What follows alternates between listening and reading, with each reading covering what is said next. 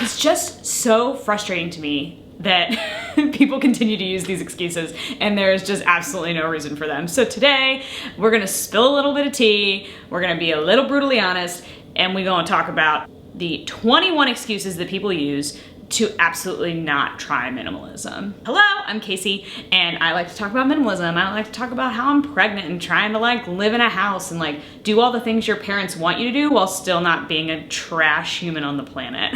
Most of these were from this awesome book called Scaling Down, Living Large in a Smaller Space by Judy Culbertson and Marge Decker. They are two organizers. Now, this book was written in 2005, so it is a little dated, but the advice is still mostly pretty good, except for anything that has to do with digital. They wrote out URLs. It's written for people who are kind of at the stage of life where they've had their family, they've had the big house with big dreams and are now scaling down. But if you are a person that's like, I want to try minimalism, the advice still applies. So let's just jump right in. Number 1, I'll miss something if I get rid of it. The thing that I hear literally all the time, it's like, oh, but I need that. Oh, but yes, it's in this drawer, it's in this closet, and I never have used it since I put it there, but I might need it. You won't, you will not. I'm telling you right now, you don't. So when I did the men's game back in 2021, I took pictures of everything that I was getting out of my house because I wanted to have some sort of accountability. I wanted to be able to see the things that were leaving because I'm a very visual learner. I'm a visual person. I want to be like, ooh, I love seeing the pile of junk. That just makes me feel really accomplished. I go back and look at that now and it's insane to look back at those things and be like, oh my God, I forgot I even owned that. Take pictures if you want, but you're not gonna miss the item. You're gonna forget it as soon as it leaves your house. People are incredibly visual creatures. As soon as it's out of sight, it's out of mind, which is why putting things in closets and drawers and stuff is so dangerous. Number 2, I'll lose friends. We have a tendency to connect with people over our stuff, right? If we've got the latest Stanley Cup, or if we've got the latest shoes or whatever, we find an immediate community of people that have the same thing as us. And we might have created real connections with those people over time and become true friends with those people. So if you get rid of items, do you lose the connections with those people? Absolutely not. And if you've got friends that would actually like stop talking to you because you don't own the latest and greatest TikTok trend of like bedroom lighting, are those the types of friends you want to have anyway? No. But if you're worried about not having activities to do with those friends, because if you lose the one thing you have in common, what do you have in common after that? It's an excellent opportunity to find out more about this person that you apparently like. You also might not like them in return if you don't have this one thing in common with them. I encourage you to take this opportunity to possibly minimize your friends as well, or to make even deeper connections because you are now no longer connected on just the basis of stuff. Number 3, painful memories have to be revisited. My friend Courtney, when I went over to her house to help her and talk to her about minimalism, we started talking about things that were around in a previous relationship that didn't end well. And she looked over right by her front door and right by the stairs that she walked down every day, there were books on a bookshelf that her ex had given her.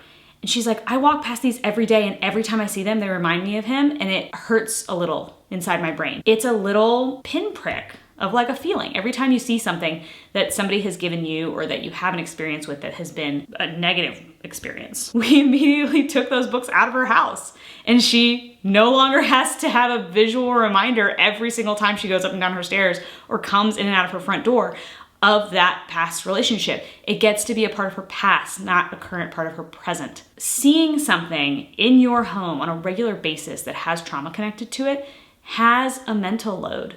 It does affect your ability to not only focus on the things in your life that are great and wonderful and stay in the present, but also to move forward and create new and other wonderful memories, especially memories not tied to things. It's not worth it. Life is too short. Let it go. Here's a caveat I will say about this though. If it's a painful memory of a loss of a loved one that you weren't ready to let go of, something that you want to hold on to because it's a memory of something that was good that is no longer there, be gentle on yourself. It doesn't all have to go away immediately. It won't all go away immediately. It's okay to store those things, to revisit them, to look at them, and to reminisce on them for as long as you think is necessary or as long as you think is healthy. But make sure you're able to step away and be objective. If it's just bringing up really terrible memories of this loss, then it might not be serving you in the present. So of people that I've loved and lost, I definitely have kept mementos, but I make sure that they're either in a place of honor or if it's something that's not necessarily pretty to look at, but that I want to hold on to, I have it tucked away, and I absolutely revisit those boxes and those storage containers on a regular basis to enjoy them. And then as soon as I feel like the enjoyment is gone, I can let it go. Number 4, I'll start decluttering and I just won't ever finish. So why start? On my weekly to-do list that my husband and I do every Sunday, the very last thing we do is we collect all the things for Goodwill. Because as we're cleaning, we like go through stuff and we're like, oh, we haven't used this. This needs to get out of here. So we have a constant decluttering that happens in our house. So you will never be done decluttering. I always thought when I was watching videos of these sustainable minimalists constantly decluttering, I was like, gosh, they're doing it wrong. And to a certain extent they are. But you will always be decluttering. I think what most of these people are talking about is like, it's such a massive project, I'm never gonna finish it. Because literally, I have been doing this for years. I still have a guest room closet that is not up to my minimalist standards. And my utility room is an absolute disaster. But the point of doing like your first really big declutter is to see what you have and to become aware of your buying and accumulating habits so that, yes, you may feel like, oh gosh, this is taking forever, I'm not getting rid of enough stuff. You are at least going to then, for certain, think twice before you bring something else into your house. So even if you're like, gosh, this isn't going fast enough, it's going to immediately start changing your habits about the stuff that you think about out in the world and the stuff that you think about bringing into your house. And that is the key to becoming a sustainable minimalist, is thinking about what you buy before you buy it and before you bring it into your life and before you have to maintain it. And eventually, before you have to declutter it. Number 5, I am too overwhelmed to do it. Very connected to the last one, right? We're like, oh gosh, there's just too much to do. How do I even start? For instance, we are all bombarded, especially if you've Googled minimalism like one time or you've found this video. You've seen obviously a million other videos of these like beautiful homes, these beautiful minimal spaces, and you're like, oh, my house will never look like that.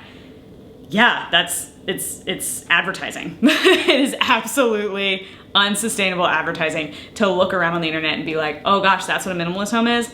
A, that might not be what I want, and B, it's just gonna be completely unattainable for me. So here are some tips for like really easy things to immediately get rid of in your house, to start decluttering, to feel like you're doing something incredible. If you're watching this on a Saturday morning and you're like, I've got the afternoon, I wanna tackle this, I'm feeling inspired, here's some places that you can absolutely start, and you're gonna feel so good by the end of the day, even if you just do one of these things. So I have a list on my phone. So obviously trash, throw away trash. Even like empty your trash can. Abandon hobbies and projects, right? Be honest with yourself. I used to love to knit. I never knit anymore. I donated all my yarn. I have a couple of like sentimental crochet hooks and knitting needles from my grandmother that I will hold on to for when I go back to knitting. But like, be honest with yourself. If you've got like a COVID craft project that you started in COVID, and now that you're going back to work, you're like, I never do this anymore, get rid of it. Find a place to donate it. There are so many places that want and need craft supplies. Just get it out of your house. You'll feel better. The guilt will be gone. Calendars and planners, right? Like old calendars and planners. I'm a bullet journal person, and I have a bunch of my old journals from when I was a kid because writing and journaling was very important to me. But if you've got like an old, like actual planner, get it out. Magazines, newspapers. This was one of those that was almost too old to include in the, it was almost too old of a reference for me to include in this video. But there are a lot of people that still get magazines and still get newspapers, so you're not gonna read it. You're just not. If you haven't read it, you're not. So go ahead and get rid of it, and while you're at it, unsubscribe from those things so that they stop coming into your home. In the same vein, obviously, junk mail. When we moved into this new house, there were a lot of things that all you have to do is go online and be like, I don't want this anymore, and they will be like, cool, we will stop sending it to you. And then I now barely have junk mail, which is wonderful. Handmade or hostess gifts. When we moved into our home, obviously we were given so many housewarming gifts. Most of them, thankfully, were like candles. And there was an awesome basket and a blanket from our mortgage broker. But if anybody gives you something that you're like, thanks, once it's in your hands and it's out of their hands, you no longer have to keep it. That is not your responsibility. It's not theirs anymore to decide what is done with it. It is yours. You get to decide what to do with it. So go ahead and get it out of there. Short story time. When you're like, oh my God, there's too much stuff. I'm gonna be so overwhelmed. What's the point? My first object that I got rid of in this minimalism shenanigans was a single, unmatched, bent knitting needle. I looked down and I was like, why do I even have this? Start with stuff like that. That stuff is obvious stuff that is just creating chaos. You don't even realize it. You don't even realize it until it's gone, I promise you. It doesn't have to be an all day, one day activity. It will get easier. Number 6, I won't be able to let go in the moment. You never start with super personalized items on your declutter. Things like paperwork and things like photographs, things that have a lot of sentimental value, you save until the very end. You start with things like the junk drawer in your kitchen, your closet, things where there's generally high turnover anyway, and you don't have a ton of sentimental attachment. Don't start with stuff that's gonna be hard because you are gonna get stuck and you are gonna get frustrated and you're gonna stop. Know what your weak spots are. Start by trying out a couple of different things. Maybe your books, maybe electronics, maybe games or puzzles, maybe home goods, maybe furniture.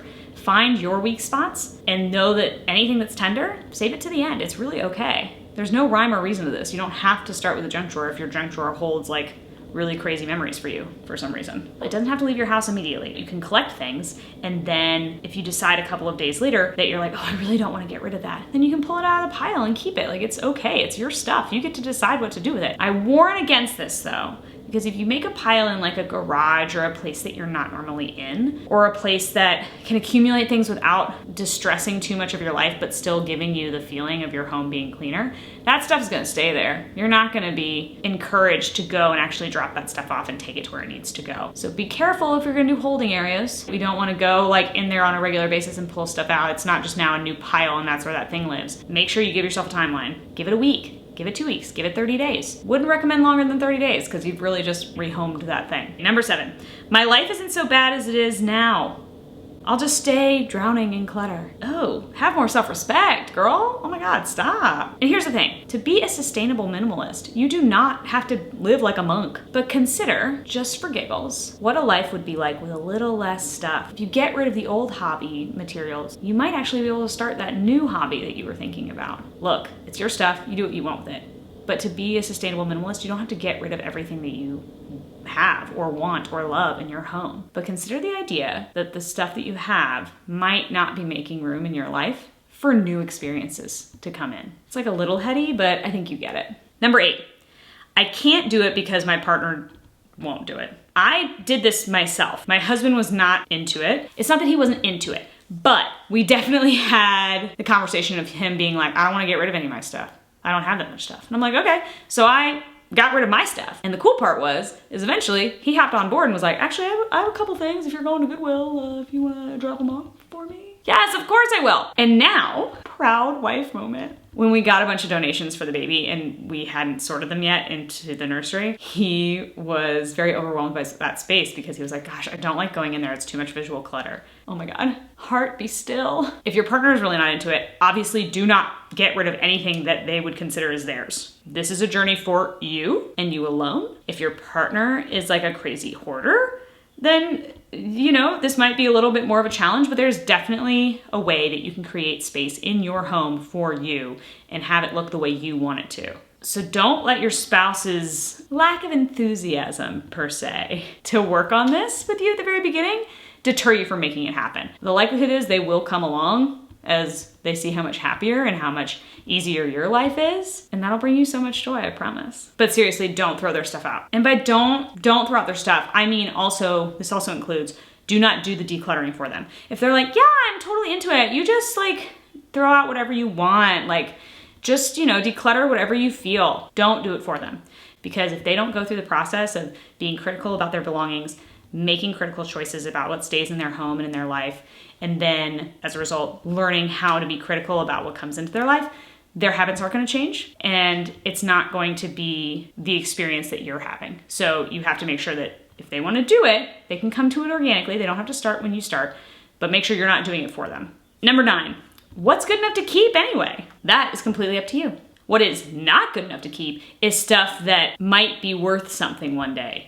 Whoo-wee! Get to enjoy your space and your life now by having a space that is clean and easy to manage on whatever level that means for you. Don't be holding on to stuff because you're like, well, in 20 years, all of this china will be worth so much money. Don't do that to yourself. You deserve better than that. Because let's be honest, all of our kids, when we die, are just gonna take it to Goodwill. Now, for stuff like clothes, what's good enough to keep It's the stuff that you actually wear, like really wear. Not the tops that are beautiful and itchy and hard to clean, and not the pants that are a cool color, but don't go with anything else in your closet. That stuff's gotta go. For home decor and furnishings, it's about what you like and about what you actually use, not what people think you need. I do not have a formal living room set of furniture because I would never use it. I use this space for things like filming and for a cradle and for my reading chair. Why fill it with stuff just because people think that I'm supposed to have it? Number 10, my identity is in the stuff that I own. No, it is not. These things are inanimate objects that cannot talk to you, have no feelings for you, and do not love you. They were made in mass. Do not personify objects. Sorry,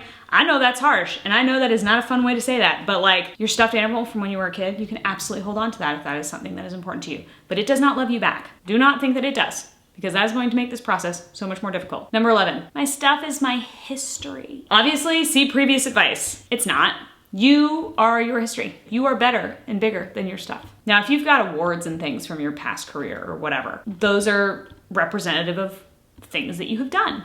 And congrats to you. Those are excellent things. If you have manuals or documents from a job that you no longer have, yet again, remember this book was written for retirees. It is totally okay to hold on to that stuff for like a year. But things like manuals or things like trade books of any kind go obsolete incredibly quickly. My husband and I still have a couple theater books that I'm like, this stuff is obsolete and was obsolete the day it was printed. But alas, we still have a couple of them for sentimental reasons. It's fine, it's fine. But that stuff goes obsolete, so make sure that you're not holding on to stuff just because it makes you feel like you're important and that you're powerful. You get to now create your own new life. Let the old stuff go. 12. My family will be disrespected if I give away things of theirs or things that they gave me. Okay, I love this quote. I need to read it directly because as soon as I read it in their book, I was like, oh my God. Fewer items create greater guilt than lovingly crafted gifts you can't stand. Oh my God. Because when someone gives you a present, right, you're like, oh my gosh, like this, thank you so much. This is so kind, especially if it's a gift that they like either spent a bunch of money on or really thought about and that you used to enjoy, right? Like if you were one of those girls that really liked owls in like 2010 and now your grandmother just gives you owl things. Ooh, this is very sweet. And now I feel guilty because I feel like I can't get rid of it. Like I said before, you can absolutely get rid of it. As soon as it leaves their hands and it gets into yours, it is your possession. You do with it as you will. A lot of my friends have run into this problem with their parents. They feel like they bought you something, especially if it's something that's expensive, and you do not give the appropriate in their eyes amount of gratitude for that object. There can be some tension, but you are not a storage unit. You do not have to hold on to things for other people. Your home and your space are for you and you alone, or you and your partner, or you and your family, or you and your cat, or you and your bunny rabbit, whatever. It's for you.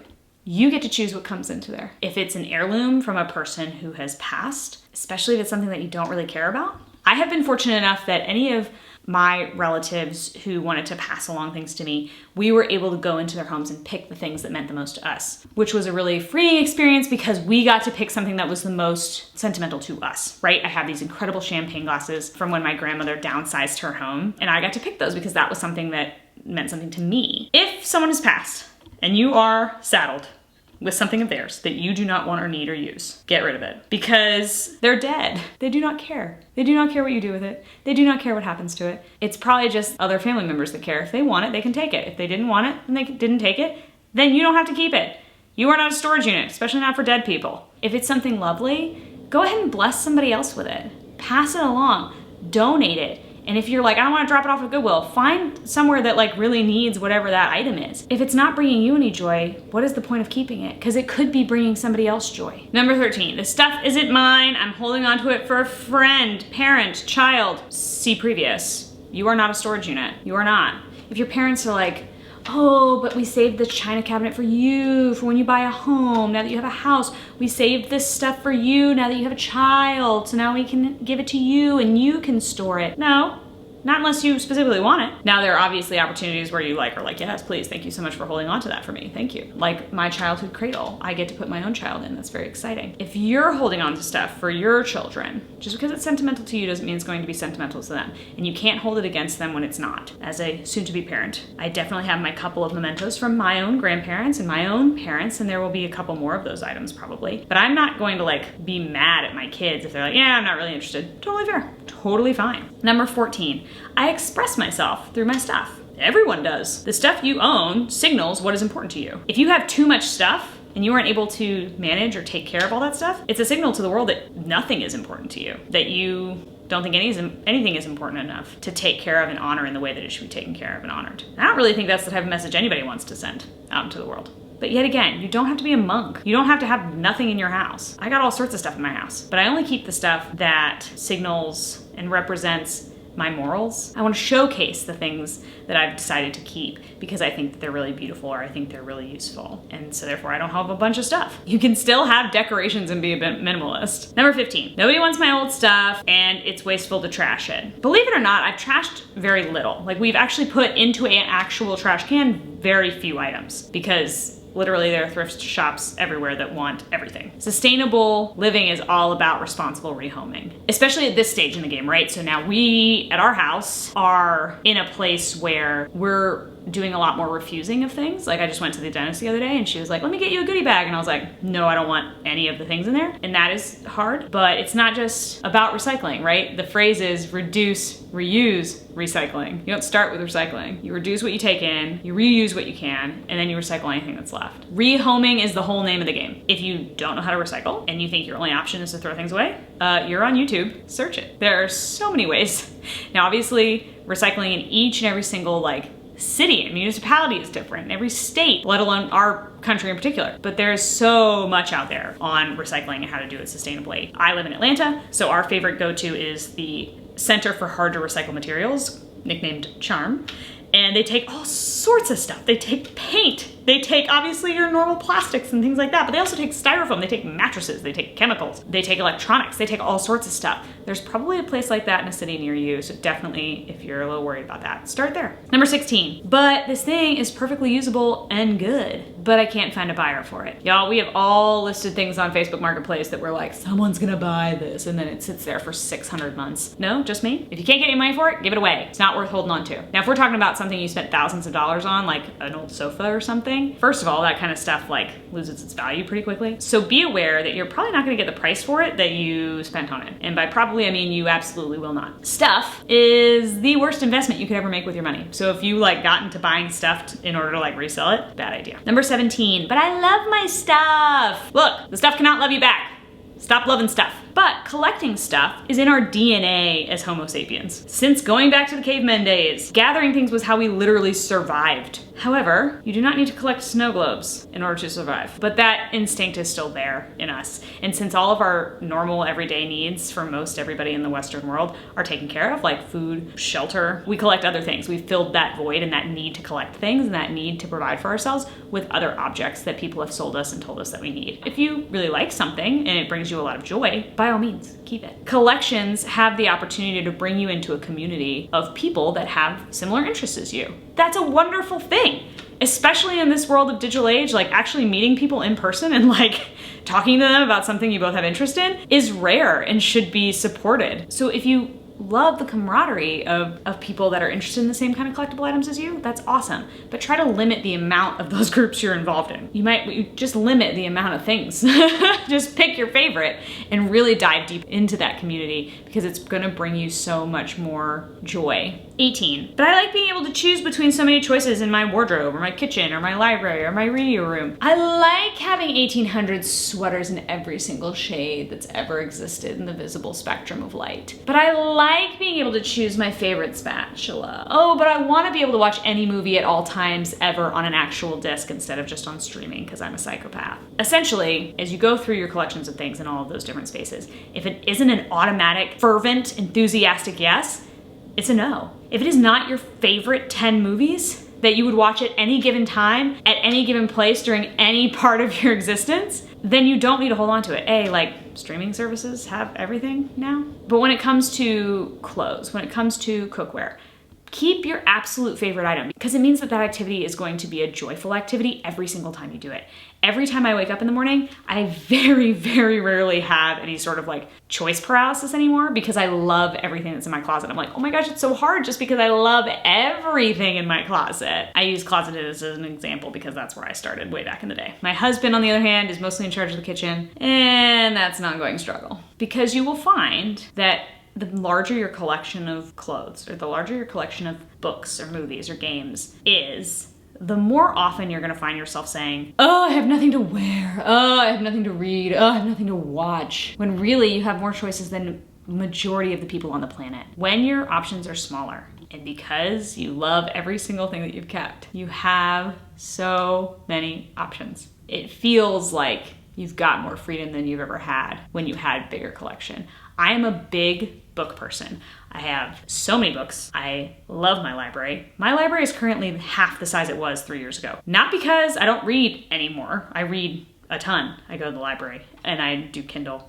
But I feel like I could pick up any book on my bookshelf and be totally happy reading it at any given moment because I've only kept my favorites. Number 19, if I don't own anything, how will people know I was here? Oof, getting psychological on me here at the end. Look, Mother Teresa left behind 3 things when she died. It was like her shawl, her sandals, and like her bedroll or whatever it was. You know who I'm talking about. Instead of investing your time and money in stuff to let people know you were here, maybe it's time that you look at investing your time and money in acts of goodness and kindness and charity to let people know you were here. It's tough. It's much easier to buy things to feel important than it is to take time and money and resources out of your life to do something that's important. But those are the types of things that will remind people that you were here. The good deeds that you leave behind are going to mean more and are going to last longer than your very highly curated wardrobe. Number 20, I don't have time to do this. You don't not have time to do this. It's that important if you're worried about time. Decluttering cuts down on the amount of time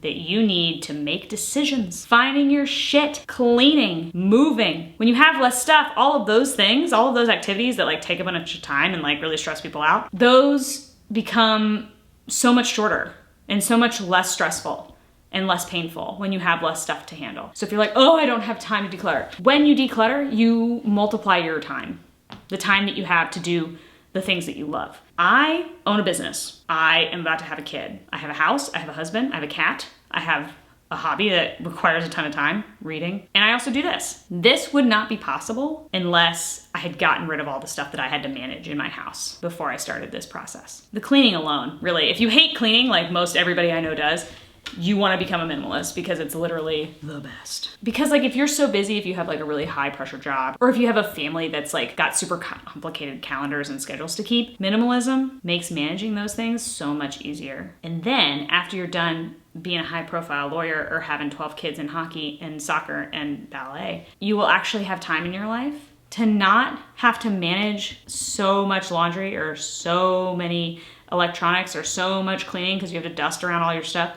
You will actually have time to do the things in life that people want to spend their time doing. I became a minimalist and I got to read so much more than I used to. I get to hang out with my cat. I get to sit in the sun outside. I get to start gardening this spring because I don't have to worry or manage as much stuff. It's wonderful. Oh my God. I just want that for you. If you're a super busy person, like I want you to be able to do this so you can just like get it done and be like, oh God, that was so great. Why didn't I do this years ago? And finally, number 21, we made it. Whew. Long video. I like it. It's fun. We're having a good time. And this is also my least favorite one. Number 21. I don't like making tough decisions. I wrote a bunch of notes for this. I know it may not seem like it, but I promise I did. And what I wrote in my savage hormonal state was, well done, entitled millennial. You have reached a new spoiled level. Woo! Salty. But she's not wrong. One of the most fascinating things that I find about like the different like generation wars that are happening right now is that we all have just become like experts in psychology, which is such bullshit. In general, one of the things that I do believe is overly true is that us as millennials, myself included, have trouble with decision making. We've been told since we were children that like you can be anything, you can do anything. And so therefore making the choice of what to do feels so overwhelming that we are in complete paralysis. And so that trickles down into everything else that we do in our lives. So for instance, in the world of Amazon, we don't have to choose which color dress we buy. We can buy them all. We can have it all because we've been told we can have it all. But there's also the stress of like, well, if we don't have it all, then we're not doing enough. We're not living life to the fullest. Anyway, I'm digressing. Basically, you have made the decision to bring this clutter and this excess of stuff into your home. So now you are going to have to make the tough decisions on getting it out. It's much easier to accumulate than it is to get rid of things, especially responsibly. Especially right now when sustainability and ecology and global warming are such hot button issues. It's hard. It's hard to get rid of stuff. It's not easy, but you've made the decisions to accumulate, and now you have to get to the tough part of making the decisions to downsize. We gotta take responsibility for our actions. Sorry. But luckily, you have a gajillion resources here on YouTube that'll tell you exactly how to do it and how to make it fun, how to make it way easier. Hello, we've all watched The Home Edit and Marie Kondo. Like it's fine. You can do it, it's fine, but it is gonna be hard. Okay, so that was 21 reasons that people don't try minimalism. That's a lot. I freaking love this book. Definitely check it out. It's a little dated, but it is really kind of fun. And they have a way of synthesizing the information that is really, really helpful. Hence, I copied their list and wanted to share it with you. Thank you for watching. Now go stop using all these excuses. Also, in the comments, if you actually think of like another excuse not to do this, I'd be very interested to hear it, because then I'll respond with why it's complete nonsense. In a nice way, of course, gosh. Check out some of my other videos on here, but I will see you next time. Happy decluttering.